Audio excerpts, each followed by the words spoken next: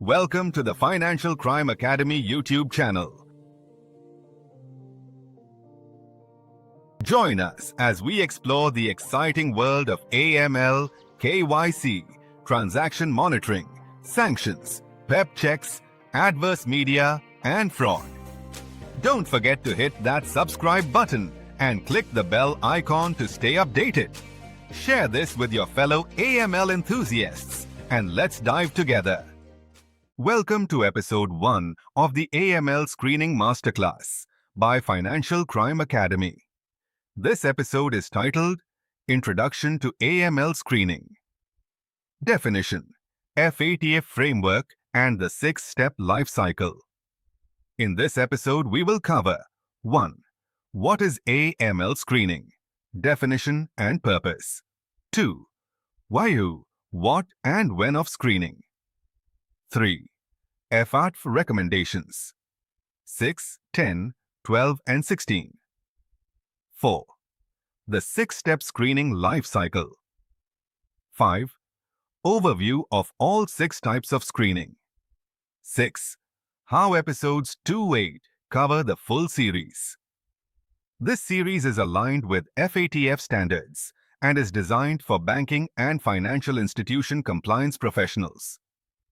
Each episode runs approximately 10 to 12 minutes. Let's get started.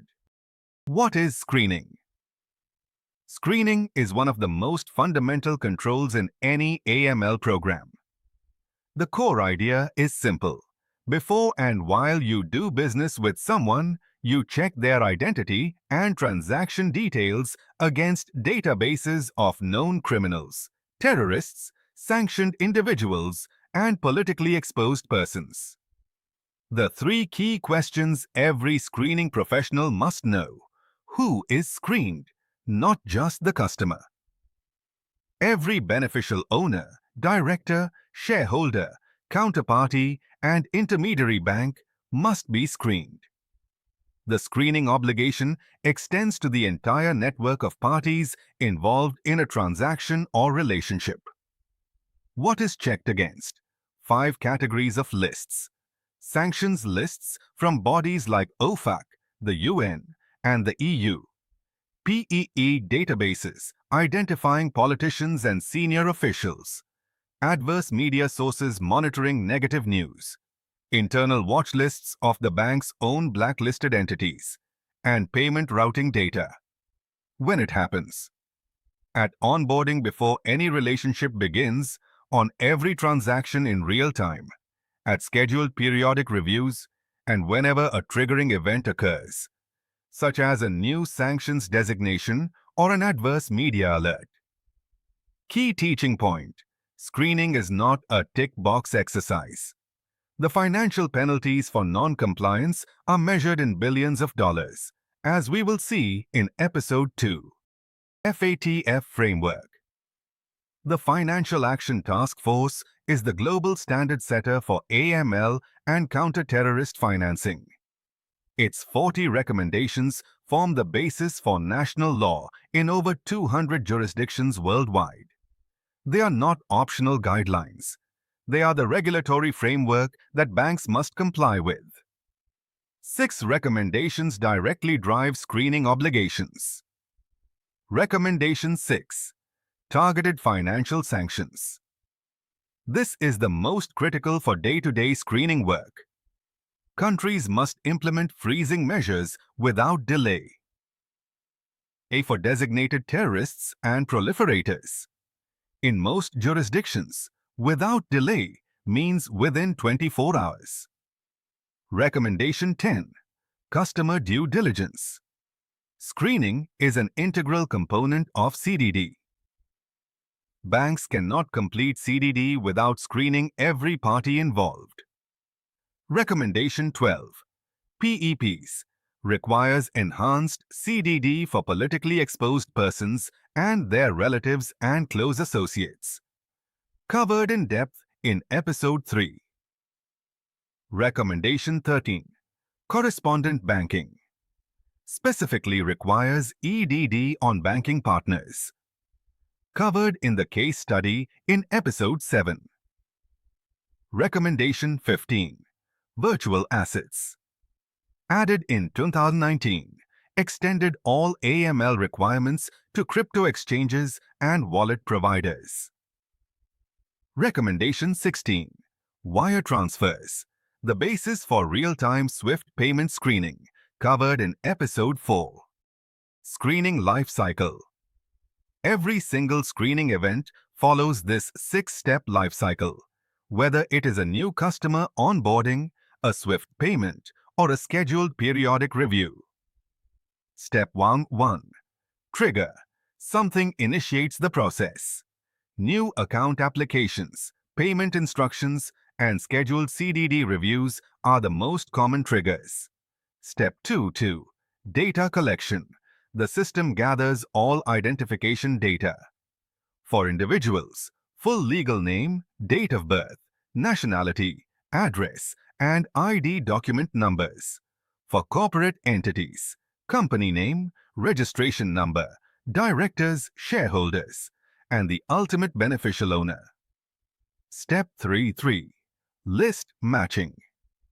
The collected data is compared simultaneously against every active screening list using exact, fuzzy, and phonetic matching algorithms, all running in parallel within milliseconds. Step 4. Alert generation. When a match score exceeds the configured threshold, an alert is automatically created and routed to an analyst queue. Priority level is assigned based on which list triggered the match. Step 5. Review and assess. This is where compliance analysts spend most of their working day. The critical question is this a true match to the listed entity or a false positive, a different person who happens to have a similar name? Step 6. Decision and action. Based on the assessment, the analyst takes one of 5 possible actions. In episodes 5 and 6, we will cover each of these in detail. Key point. Steps 4, 5, and 6 are the daily operational reality for screening professionals. 6 types of screening. This slide is your roadmap for the entire series. Each of the 6 types of screening will be covered in depth across episodes 2, 3, and 4. Type 1. Sanctions screening. The most critical type. A confirmed sanctions match is a legal obligation to act. You cannot proceed under any circumstances. Episode 2 covers this in full detail, including major enforcement actions. Type 2. PP screening. Politically exposed persons require enhanced due diligence. A PEP match does not mean automatic rejection. Episode 3. Type 3. Adverse media. Negative news screening for financial crime, corruption, and terrorism links. Source credibility is key. Episode 3. Type 4. Name screening. The technical process of matching names using 3 algorithms, exact, fuzzy, and phonetic, to catch variations, misspellings, and aliases. Episode 4. Type 5. Payment screening. Real-time checking of SWIFT payment messages at the point of transaction. All 6 data fields must be checked. Episode 4. Type 6. Internal Watchlist. The bank's own database of blacklisted and flagged customers. Supplementing external regulatory lists.